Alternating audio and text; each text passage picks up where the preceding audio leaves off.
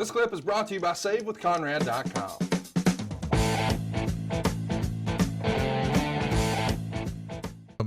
Let's talk about the next thing. We've got the SmackDown team talking about needing a leader backstage. Batista said he would be the leader and checked to see if that was okay with everyone else on the team. Everyone said yes, but Orton at least hesitated for a few seconds before agreeing. These were fun segments. What did you think of these? Did you put these together? It was fun. And the fun thing about it is again, when you base things in reality and you're able to tap in to how the talent themselves really feel. And there was a time that there was brand rivalry, and there were, talent that, bled blue for SmackDown and Raw bled red for Raw. So they competed internally, and even those on respective brands kind of felt, well, I should be the leader. I should be the guy that is pretty much setting the pace for everyone else to follow. So you feed off of that and turn it up a notch, and it writes itself. All right, listen, I've been looking forward to this next match. I'm saying this on behalf of WWE fans everywhere, Bruce. We fucking hate this SmackDown Raw feud horse shit, and we need you to stop.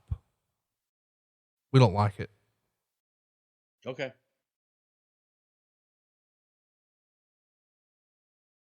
That's really it. All right. Thank you. Their feud started on the homecoming on October 3rd, when Eric Bischoff, who was the Raw general manager, would stop a match involving SmackDown wrestlers by turning the lights out. Of course, in return, Teddy Long would interrupt a Raw match. This all continues. Eventually, there are some injuries. There are some replacements, including, sadly, Eddie Guerrero was replaced by Randy Orton due to his sudden death. But we've got Batista, JBL, Randy Orton, Bobby Lashley, and Rey Mysterio, all representing SmackDown, taking on Shawn Michaels, Kane, Chris Masters, Big Show, and Carlito.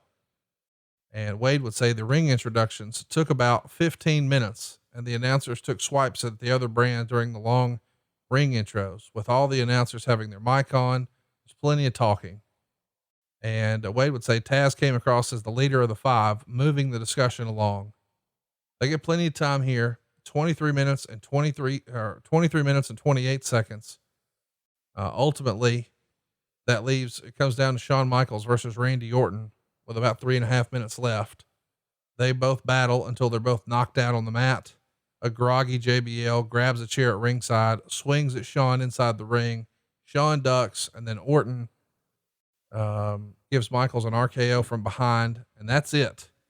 The SmackDown locker room would then lift up Randy Orton in the air in celebration. SmackDown wins. Wade would call it a good 10-man tag, about what you'd expect, 3.5 stars. But just fundamentally, why should we care about Raw versus SmackDown? Well, there were people that only watched one or the other. And from an audience standpoint, there were people that preferred SmackDown. There were people that preferred Raw. The brands were separate, and there was a brand loyalty for those that just watched one or the other, and those that watched both had their favorites.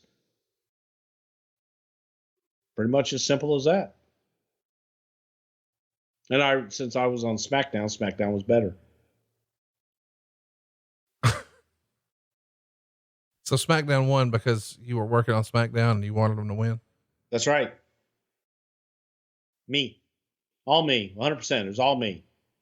By myself. Well, the most memorable moment of the show is as they've got Orton lifted up on their shoulders and they're all celebrating. The Undertaker's music hits and Orton sells it fantastic. He looks panicked. The casket is brought out. Orton looks on in fright with all the SmackDown wrestlers stopping their tracks. A casket stood on its end and then caught on fire and exploded, and out walked the fucking Undertaker. It's a miracle. And Michael Cole says, the dead has risen. Taker walked to the ring with a sense of purpose, tossed Orton out, and then he began choke slamming, punching, and kicking everyone out of the ring. Some fled. Undertaker's on the poster for the event, so maybe we should have known, but my goodness, How great was this finish?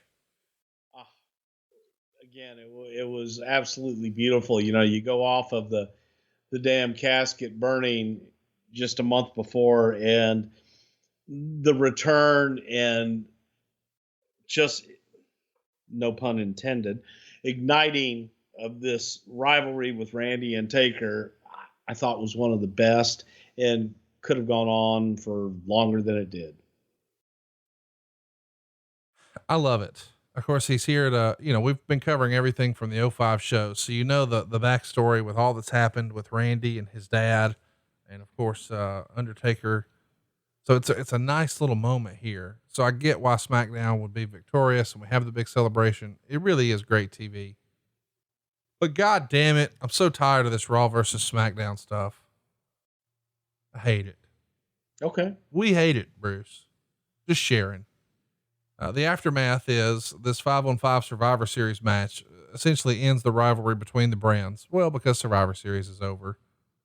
Bischoff, we know, is going to be fired as the general manager of Raw by Vince McMahon because he lost, which we just are about to cover on 83 Weeks. After Survivor Series, Cena and Kurt Angle continue their feud.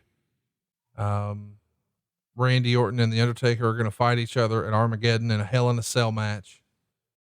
Triple H is going to move on to a feud with the Big Show. Ric Flair is going to feud with Edge over the Intercontinental Championship. And Chris Benoit is going to continue his best of 7 with Booker T. I think that the takeaway from this is probably, what say you? The return of The Undertaker? Is that the biggest moment of the night? It's what you were left thinking about, without a doubt. And when you look at it in hindsight and look at it after all these years, you kind of go, okay, it looks solid.